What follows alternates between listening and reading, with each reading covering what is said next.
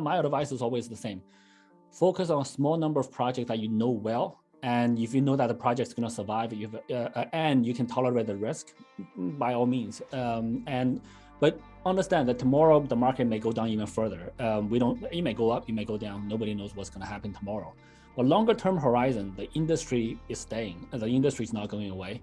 There's more apps being developed. There's more people in the industry. So the industry is going to get bigger if you look at 5, 10, 20-year horizons. It's very hard to predict the future, but historically, we've seen very accurate 4-year cycles. But there's also many things in the world that are 4 years. The Bitcoin halving is every 4 years. The United President's election is every 4 years. The stock market goes through a 4-year cycle as well, if you look at it historically.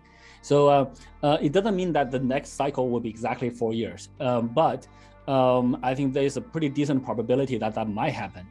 But if we look at all the other different things that you just mentioned, that you said are different, the inflation, the war, everything else, those things should really help the crypto industry. Those things should really push people to want, the inflation should push people to want to hold a limited supply asset.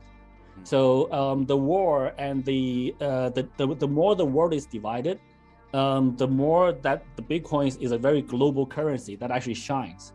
So the more those issues happen, the more people should need, the advantages of crypto blockchain is actually more clear.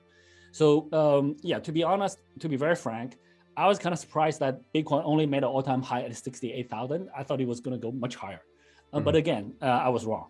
So I'm never good at predictions. But all of those things in theory should help crypto. But the fact that right now we're going through a winter is kind of surprising to me. But again, no one can predict markets. I can't. But logics do work in the long run. So that's my experience. I think we're going to be totally okay. There are a group of people, there are a very large group of people that I know that is not going away. So there are some new investors that get shocked, surprised, fear, and they go away for a while.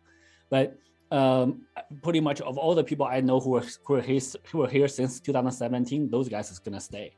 And as a business, I would recommend most businesses have at least 10 years of runway, 10 years of cash if they have zero income. Very few traditional companies can achieve that. But in the blockchain world, it's actually not that hard to achieve. Binance, we had like the Binance coin is about $40 billion market cap. We have the team portion we never used, and we do commit to burn that. But we also have income. Like even the team portion was double-digit $1 billion. So most crypto companies sit on this. If they manage well, they could be sitting on this really large cash reserve. So and even if we don't touch that, we actually still, that aside, we actually still have very healthy reserves that will last us many years. So they are, and also in the crypto business, they are very clear, very simple business models. You should have revenue, and because we're dealing with crypto money, we're dealing with this industry. It's actually not difficult for good businesses to make money. So I think just sustainability-wise, many businesses in this industry can sustain for a very, very long time. So I'm not too worried about it. So I think crypto is a technology that can increase the freedom of money for billions of people around the world.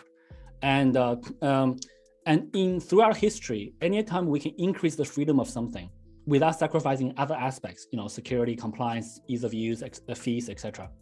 If we can increase the freedom of something, our civilization advances. So if you look at freedom of speech in some countries only today, freedom of press, again, only in some countries, freedom of information, freedom of education, freedom from slavery. So today we have the new technology for money that can significantly increase freedom. Today, our money is not that free. Like even after you pay all your taxes, if you like, say you're an entrepreneur in China. In China, if you move more than $50,000 US dollars out of China in any given year, that's called money laundering. So I do think this technology will enhance our freedom of money. And in Africa, 89% of people don't have access to banking. So they are stuck with using some really archaic methods of finances. So I do think this is a really, really meaningful thing for us to do. And at the same time, we want to stay 100% compliant. We don't want to cause any trouble. We don't want to decrease security aspects. So we need to maintain those aspects and increase the freedom.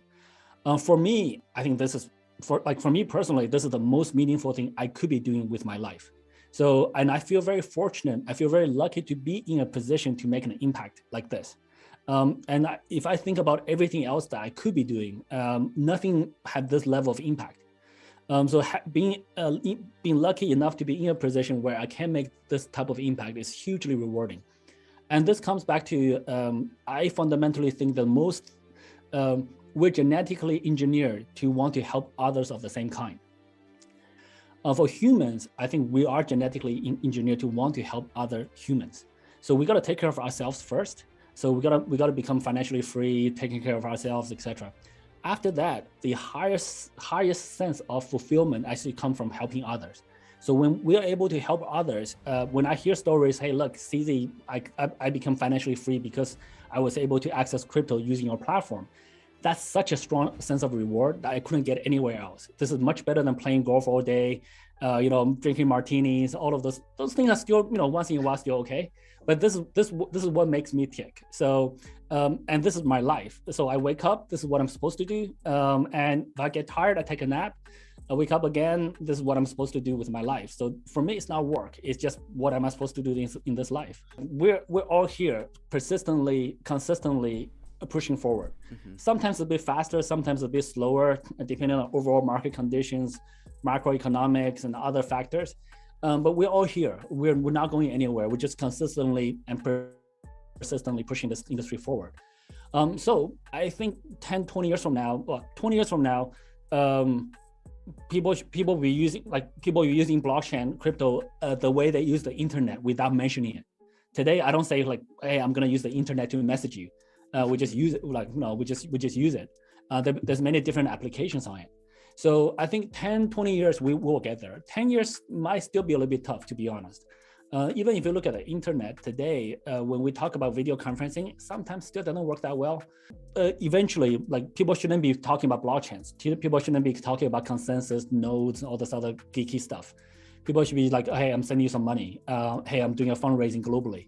I'm selling my art globally. I'm gonna hire a trainer, fitness trainer in the metaverse. So all of those things should come naturally and without mentioning any technology. We will get there. It's just a matter of time.